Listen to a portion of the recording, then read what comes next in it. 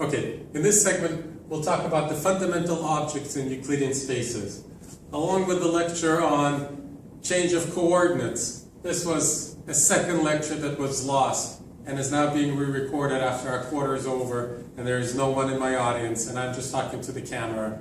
So I actually expect that this will go pretty quickly and smoothly. So we've already discussed the covariant basis. We will now repeat that discussion and introduce a few additional objects. But the beautiful thing now is that we're familiar with the tensor notation.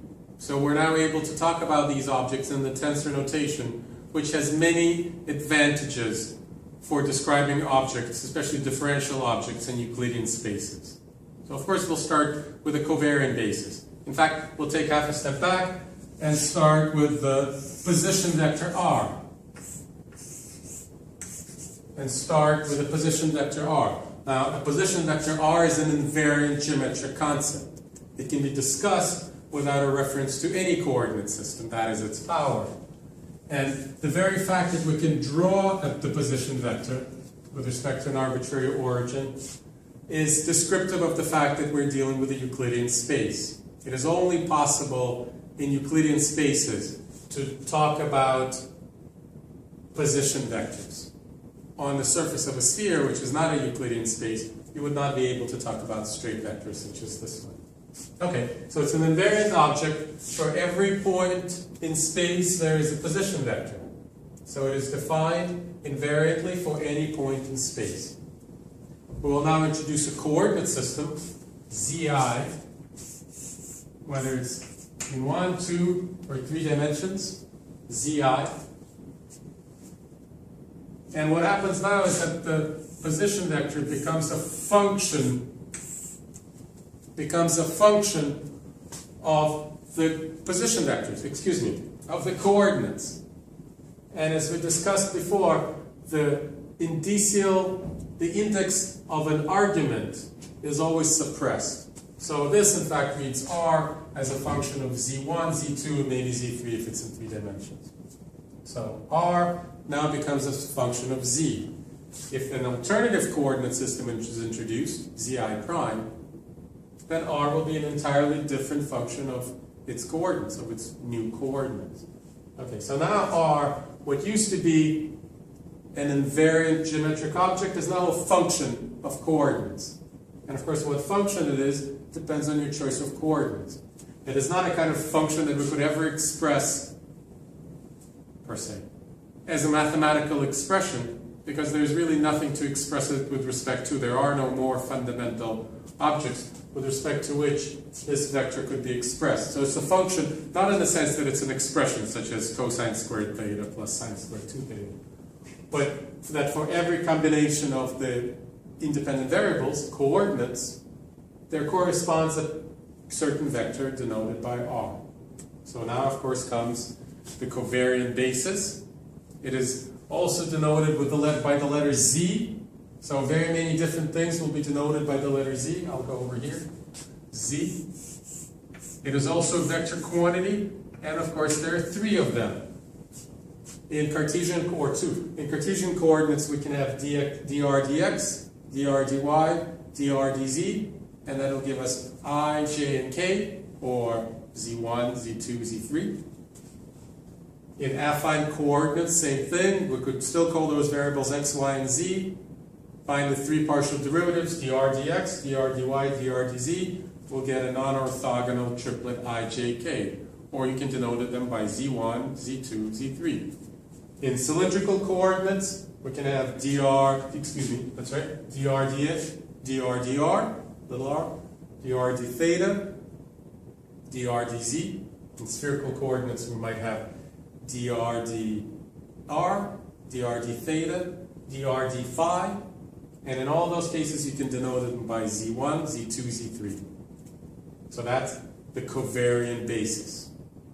The next object, which appears so naturally, is the metric tensor. It is defined as pairwise dot products. That's the pairwise dot product of the covariant basis elements. So Zij Zij is defined as the dot product of the vector Zi with the vector Zj. Okay, so again, well, let's ask our typical tensor notation question. How many different numbers does this define? So for the purpose of this discussion, we'll assume, well, that n could be either 2 or 3. So I'll give all answers in terms of n. So this defines n squared entries. Of course, there's some symmetry because the dot product is symmetric. Because the dot product is symmetric, Z1 dotted with Z2 equals Z2 dotted with Z1. So there is some repetition here. So in fact, that's n times n plus 1 over 2 different variables that it defines, different values that it defines. But that, of course, is a secondary point. So you can think of this as a matrix. I discourage that. But of course, if you're going to write down 9 numbers, you want to organize them in a table. So you might as well call that table a matrix. So let's right here and now figure out what the metric tensor is for 2 different sets of coordinates. Let's start with Cartesian coordinates. And I'll just write down the answer. I really couldn't stretch it into a long discussion, even if I tried. So this is how we'll organize it. And so now we're talking about n equals 2, because our next example will be polar coordinates. And I don't want to go to spherical or cylindrical. It'll take too much space. You can read about it in the book.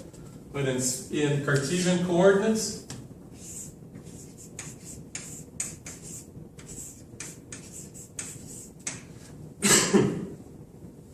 this entry would be Z1 dotted with Z1, which is, of course, I dotted with I, which is 1. I dotted with J, Z1 dotted with Z2. Z2 dotted with Z1, and Z2 dotted with Z2. So in Cartesian coordinates, I really don't like using the word matrix in this course, but you would have to be totally pedantic to purposefully avoid that word. So I will say the metric tensor is represented by the identity matrix. That's true in any Cartesian coordinates. Now think back to us talking about stretched Cartesian coordinates. You can no longer call them Cartesian coordinates, but maybe you can call them orthogonal equidistant coordinates, where each basis element is length 2. Of course, it would be 4, 0, 0, 4. So there's that square type functionality in the metric tensor. When things stretch by a factor of 2, because there's a product, everything here grows by a factor of 4. So in all Cartesian coordinate systems, the metric tensor is the identity. If we stretch the Cartesian coordinate system but preserve the orthogonal property, we might get a different diagonal matrix, where the values on the diagonal will be the amount by which the coordinate system was stretched squared.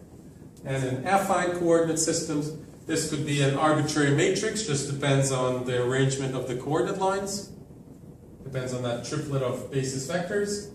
And it can be an arbitrary matrix. Of course, it is symmetric. And as an exercise, it is positive definite. So any symmetric and positive definite matrix represents the metric tensor for some affine coordinates. In Cartesian coordinate systems, I will once again just say Zij. I won't say I prime J prime. We don't have a primary and a secondary, or one and an alternative coordinate system. But this is Z1 dotted with Z1. If you remember, Z1 corresponds to R. It's the unit vector in the radial direction. Dotted with itself is 1. The 2 vectors are orthogonal to each other.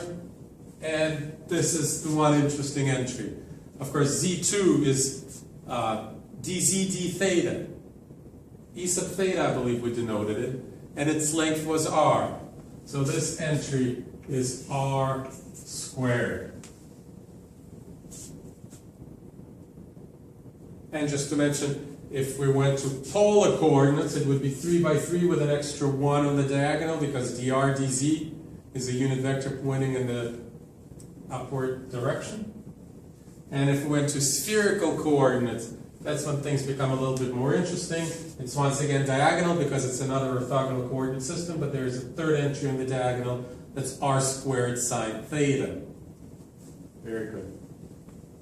So that's the metric tensor. It's called the covariant metric tensor. It's denoted by lower indices, and the meaning of the word covariant will be given in the next lecture. Just by way of documentation, I just want to document the fact that this matrix as a matrix is symmetric, which in indicial notation is of course written like this. Okay, so that's the metric tensor. I don't know if we've defined the word variant. So it is a variant because in different coordinate systems, it is determined by the same algorithm, and the same algorithm leads to two different sets of values. And the interesting question would be, how are these sets of values related? It will turn out in the next lecture that they're actually related by a very special property, transformation, that's called the tensor transformation, that makes this a very special object and justifies the word tensor. But for now, you need to realize that they're actually obtained by the same algorithm, and the same algorithm leads, obviously, to different values in different coordinate systems. Okay, now let's talk about the contravariant metric tensor. Go back to this side of the board. And talk about the contravariant metric tensor. Okay, give it a moment to dry. So, I'll use words for now. The contravariant metric tensor is defined, now there's really no avoiding the word matrix, as the matrix inverse of these matrices. Once again, it's the same algorithm in different coordinate systems, and in Cartesian coordinate systems it will of course once again be represented by the identity matrix. In polar coordinates it will be a similar matrix, except it will be r to the power negative 2, 1 over r squared. The interesting thing that will be very consistent with the rest of tensor notation and the rest of tensor ideology is the fact that the contravariant metric tensor is denoted by upper indices. So it's defined, the contravariant metric tensor is defined as the matrix inverse of the covariant metric tensor, and is denoted by upper indices. So let's just write down the definition. So this actually serves as the definition, the fact that Zij with upper indices, the contravariant metric tensor, is defined as the matrix inverse of the covariant metric tensor, which means that their matrix product is the identity matrix, which in tensor terms is captured by the Kronecker delta, Ik. So this is the definition of the contravariant metric tensor. And remember, because it is symmetric, we can be really sloppy with combination of indices. I could have written it as Zij, Zkj. And because this object is symmetric, the order of the indices doesn't matter. Ordinarily, you have to pay very close attention to the order of the indices, lest you accidentally transpose the matrix from the matrix point of view. But this is the one case where it doesn't really matter. So it's maybe a benefit. Okay, so from linear algebra, you will know several things. That whether it's, right now I define it in matrix terms as the left inverse, but a left inverse will also be a right inverse, it's just the inverse. And of course, this matrix, the inverse of a symmetric positive definite matrix, is in its own right symmetric and positive definite. So it will be a symmetric positive definite matrix. And the one thing that remains to be documented right now is the contravariant metric tensor for Cartesian and polar coordinates.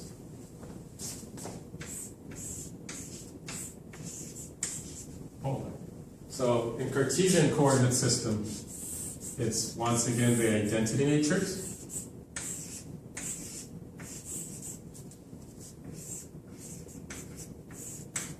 In polar coordinates, let me write down what this is.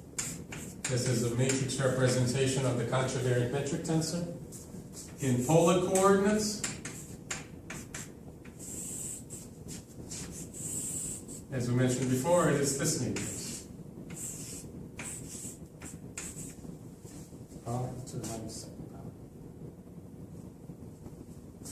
Okay, and let me also document the fact that it is symmetric.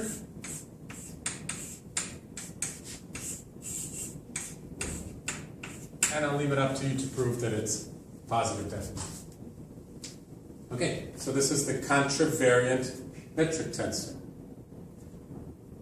The next important element is the contravariant basis. The contravariant basis. The contravariant basis. And we have covariant basis, and the meaning of the word covariant is yet to be defined. There's covariant metric tensor. I'm erasing it right now. There's the contravariant metric tensor. I just defined it. And I will now define the contravariant basis element. The contravariant basis element. The contravariant basis element. So it's defined perfectly in the matrix notation. It is once again denoted by the letter Z. All important objects are denoted by the letter Z. I actually don't go as far as some other texts, which denote the position vector by the Z vector without any indices. So I use the letter R, and some other objects are also denoted by the letter Z. We will denote just one more object by the letter Z, and that's it. So the letter Z is obviously used a lot, and it's not so much the letter as everything else that determines what the symbol represents. So you should pay attention to the location of the indices, their number, and whether or not it's a scalar or a vector. And then there is actually no ambiguity as far as what the object represents. So you have to be in the context. So there's no reason to be upset that the letter Z is used for so many different things. It's really all of the other attributes that determine what the object is. But the tensor notation is perfect in defining the contravariant metric tensor. It is defined the following way. It's the contraction of the contravariant basis with a covariant vector, with a covariant basis element. Okay, and this defines the contravariant metric tensor, a very important object in Euclidean space, and in fact in Euclidean spaces. Okay, I'm actually very tempted to tell you several properties of the contravariant metric tensor right now, but I actually remember that we talked about it later, and I think it's coming in the next lecture. So I will just define the last object that uses the letter Z, and it is the determinant. And it is the determinant of the covariant metric tensor. It is denoted by the letter Z without any indices, and it's the determinant of the covariant metric tensor. I don't want to use indices here because it would be a hanging index if there wouldn't be a match to it on the left-hand side. So I'll just put 2 dots on the bottom indicating that it's the covariant metric tensor. So this object, as far as I'm concerned, doesn't have a name, but its square root does have a name, and its interpretation will become apparent when we talk about integration theorems, but this object is called the volume element. The volume element. And for Cartesian coordinates, it's 1. In polar coordinates, it's r. In spherical coordinates, it's r squared sine theta. Very familiar object. Okay, so we'll be talking about these objects quite a bit in some of the future lectures. So we have not defined the meaning of the word tensor, even though I'm calling these objects tensors. We have not defined the meaning of the words covariant and contravariant. What I will do, however, is define the meaning of the word metric. Metric. Why is it called why are these called the metric tensors?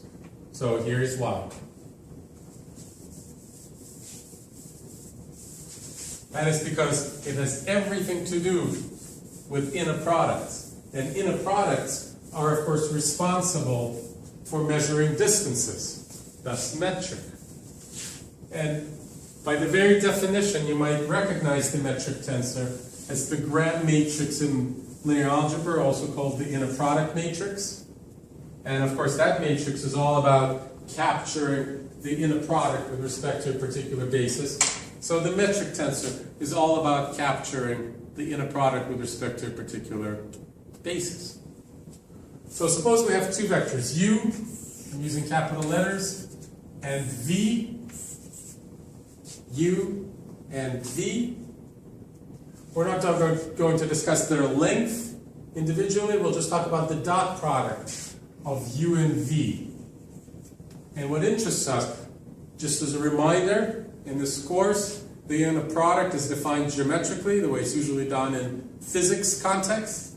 It is the length of u, the geometric length of u, times the geometric length of v, times the cosine of the angle between them. That's what's going on behind the scenes.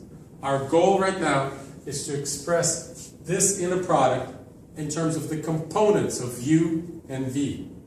In terms of the components of u with respect to the covariant basis, and the components of v with respect to the covariant basis. So let's talk about the components for just a moment. What does it mean that u has components with respect to the covariant basis? The vector u at any point in space, and decomposition would be different at different points in space. So at every point in space, u can be represented as a linear combination of the basis vectors at that point. Let's say we're in 3 dimensions.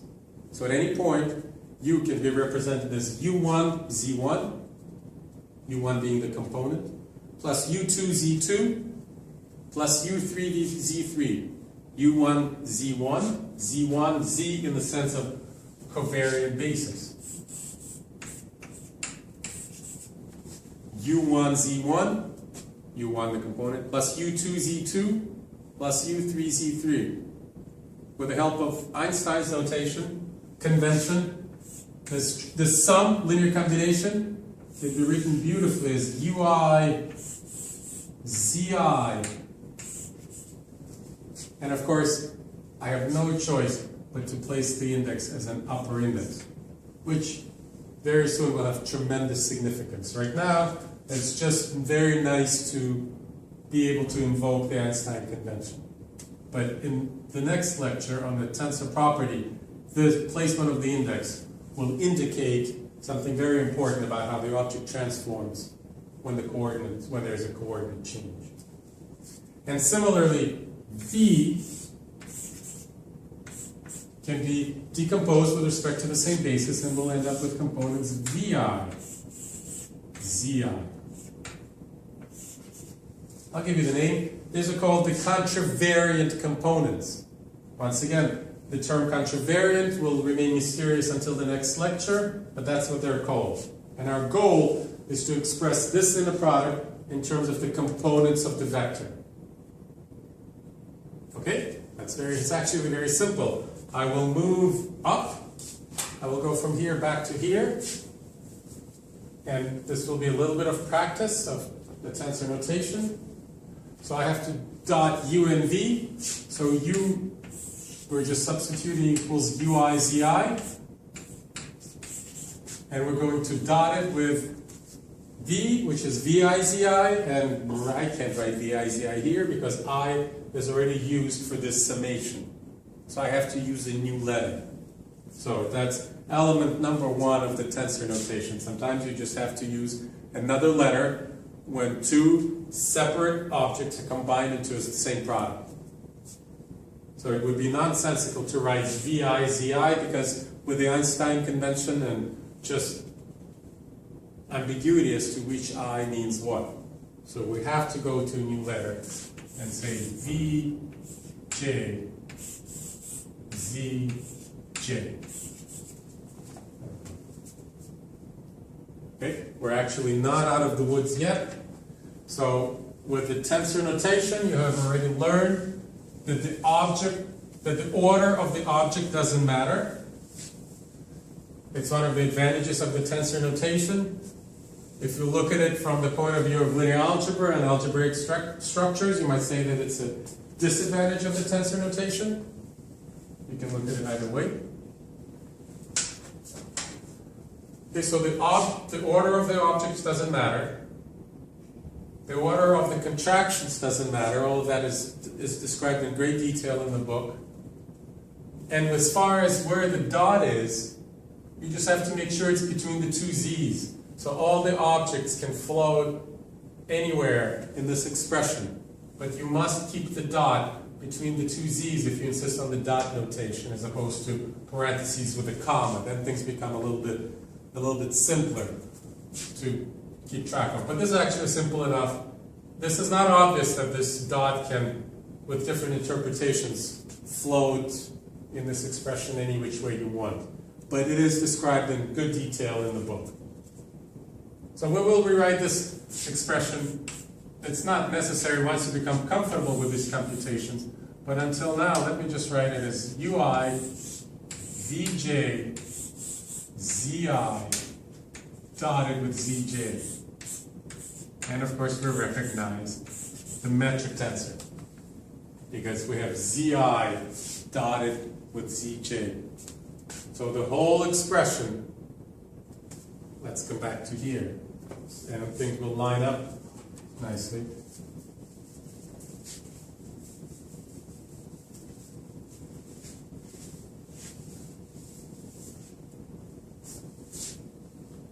So the whole expression can be written, I'm changing the order once again, as Zij, putting this first, Zij, Ui, Vj, double contraction. Produces a number, and it's a sum of n squared terms. And you can see that the metric tensor plays the key role. In fact, it's all about the metric tensor in evaluating inner products, which means that it plays the key role in measuring distances and all sorts of measurements, volumes, areas, volumes, and so forth. It's all about the metric tensor. The metric tensor contains all of the information inside it required to measure distances and so forth and angles and all other geometric quantities. That is why it's called the metric tensor. And it is, of course, the linear algebra idea that anything geometric having to do with distances and angles can be expressed in terms of the inner product. So that's the power of this object, and that is its importance. So for instance, the length of the vector u squared, so we avoid the square roots. It can be written as Zij Ui Uj. So there you go. It's responsible for measuring distances. So these are some of the most, that wraps it up. These are the most important objects in Euclidean spaces. Covariant basis, its brother contravariant basis. They're the two brothers who think they're different, but they're actually more similar than they are different. The covariant basis and the contravariant basis. All right. Thank you very much.